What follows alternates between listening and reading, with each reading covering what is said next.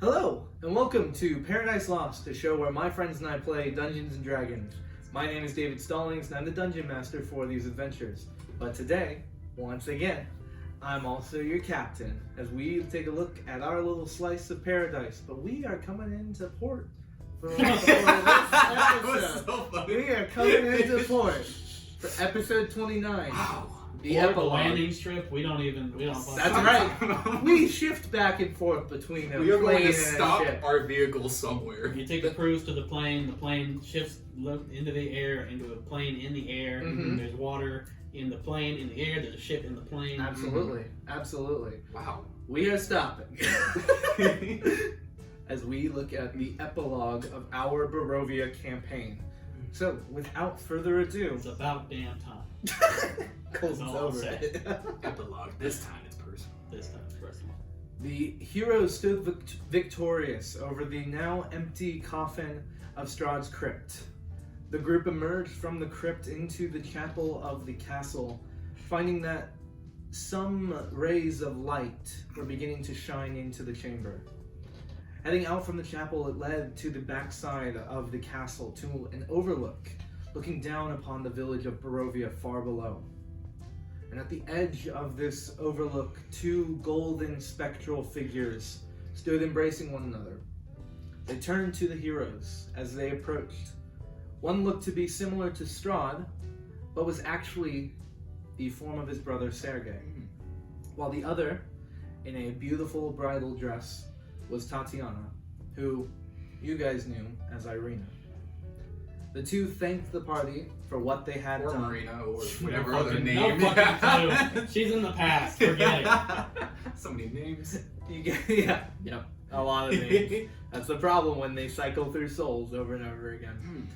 Selfish is what it is. The two thanked the party for what they had done, bringing light back to Barovia, as it was still slowly beginning to seep in, the fog starting to disperse, and ultimately for allowing their souls to be reunited with one another, as Tatiana's was trapped here. Exchanging final thanks with each other, Sergei and Tatiana held hands before walking off the cliffside, floating amongst the lessening fog. And as the fog began to disperse, the sun broke through as the sun was rising in the distance, as the two disappeared into the light ahead. Wow. The first time in centuries that sunlight, actual sunlight, had reached Barovian land. How many citizens of Barovia do you think stared directly at the sun, burned their corneas? Probably died. been Some of centuries. them died. Yeah, it's too much sun. There was a lot of death immediately. Yeah, there's a whole quest you guys went on. You had to fix it. We'll get it next time. A We'll quest worry of just teaching people.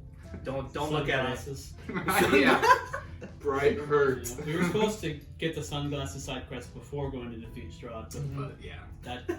Yeah. Really fucked up on milestone too. We fucked. Yeah, that's what. That's fucked the the missed milestone. milestone. Yeah. That was 2 levels. God. As the group began to rest, reveling in their victory, Erigol took Nereza aside. The two climbed up the castle, reaching a bridge between two of the towers, overlooking Barovia. Yeah. Together.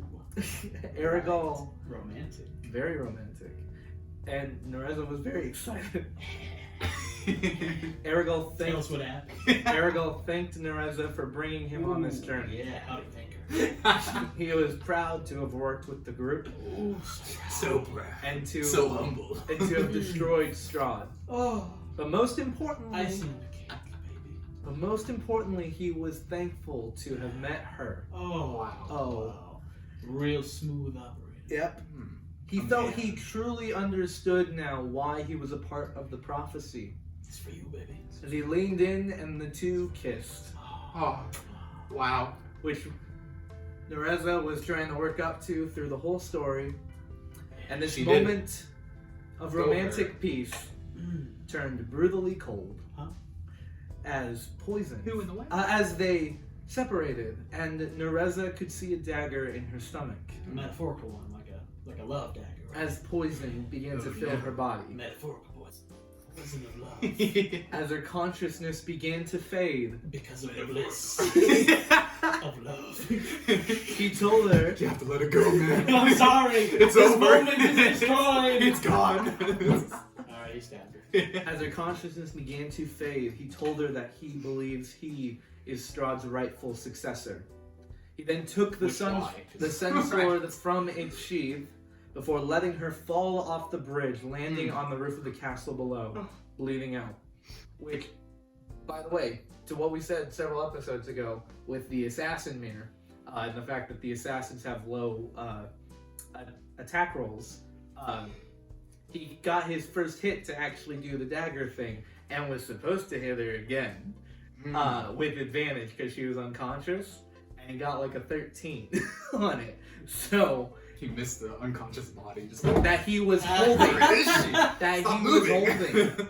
With advantage. Yeah. Because Nereza was supposed to, not supposed to, but She was good. I mean, the way the rolls worked out, she didn't clearly, so she wasn't supposed to.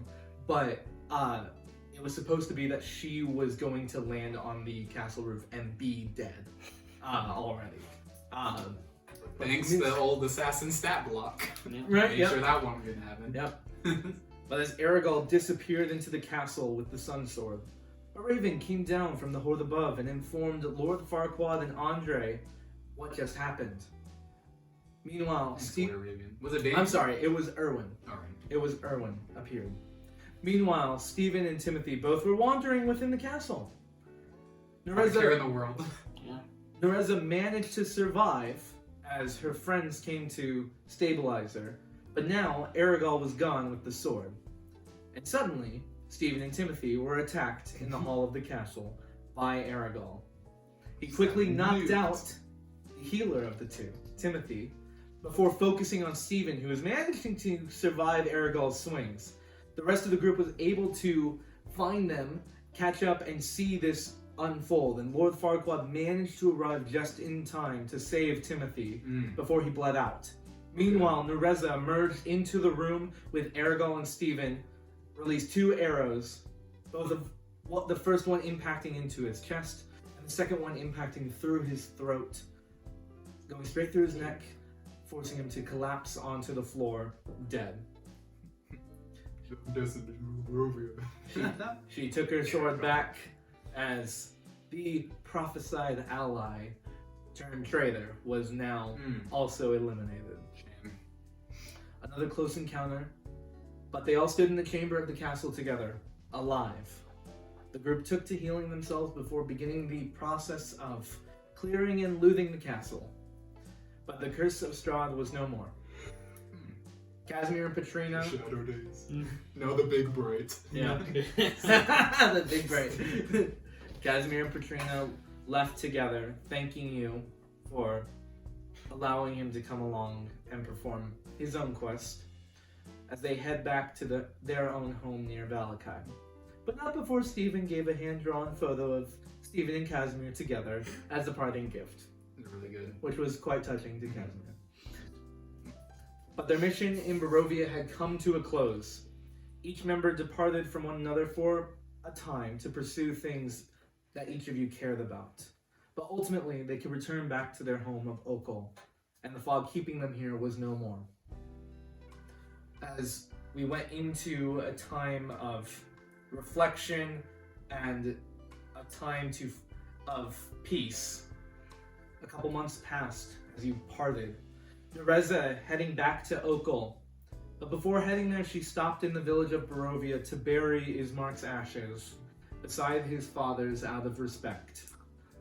When arriving back in Okol, she found that it had survived, but learned from Ignacio, who became the leader of Okol for now, that it only survived because the town banded with the Hobgoblin Goblin tribe that the heroes had aided early on. She went to look for the one-eyed hobgoblin leader they met early on. What was his name? Zaker. And she finally gave him the jeweled eye patch that she had been carrying for a long time. Yep. And he acknowledged, he went, thank you for this, I appreciate it. Many people here don't like looking at me.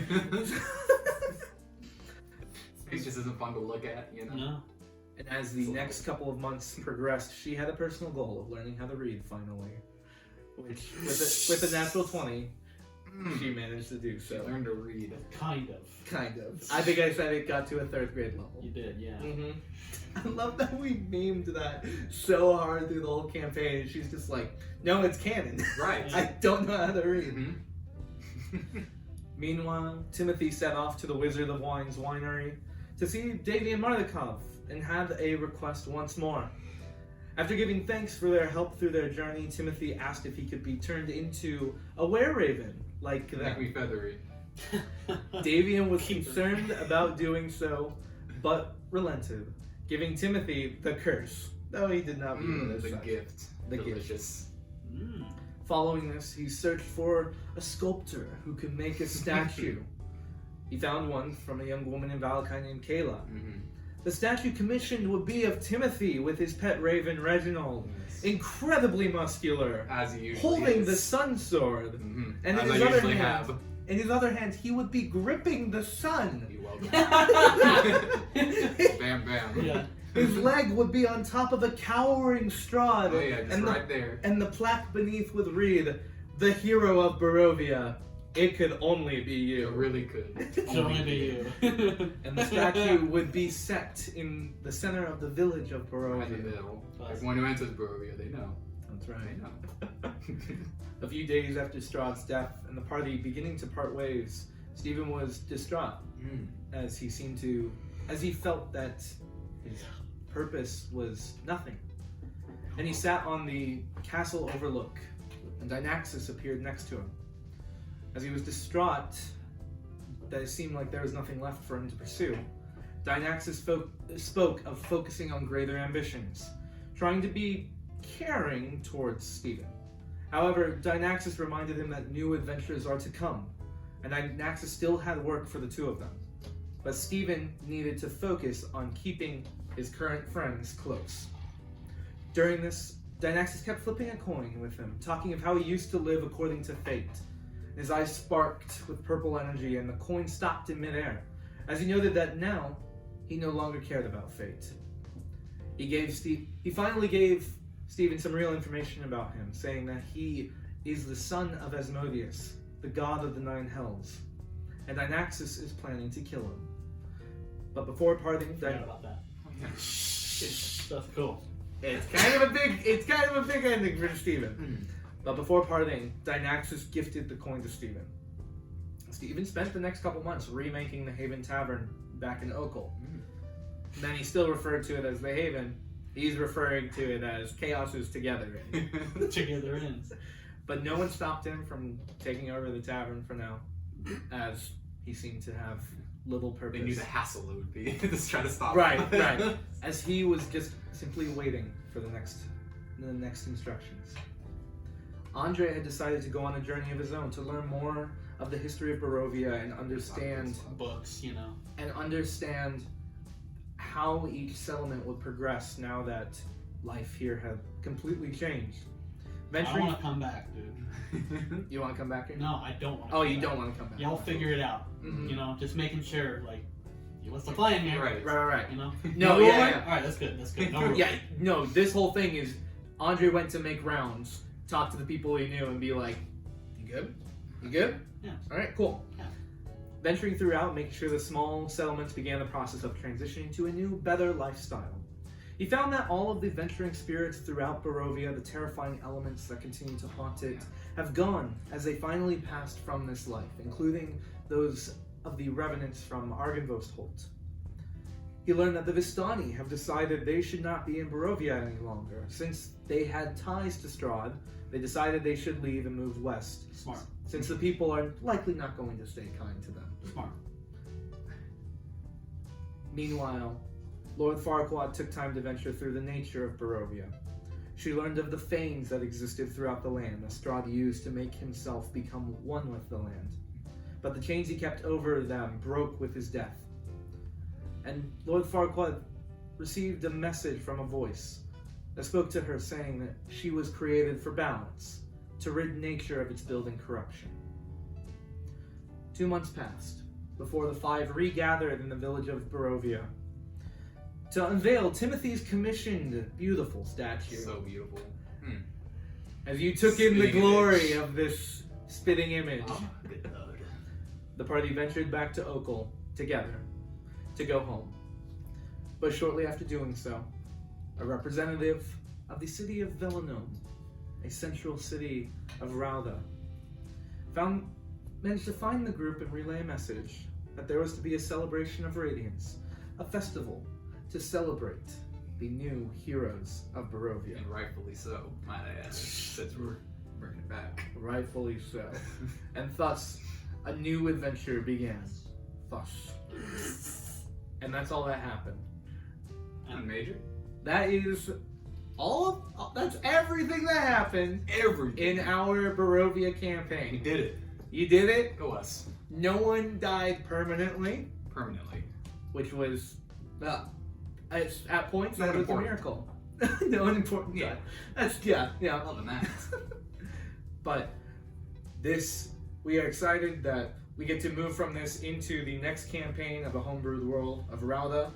And we thank you for watching. We hope you've enjoyed. Be sure to like, comment, and subscribe, and we'll see you soon. Thank you. Thank you. Bye-bye. God bless us, everyone. God bless us. Everyone. God bless us, everyone.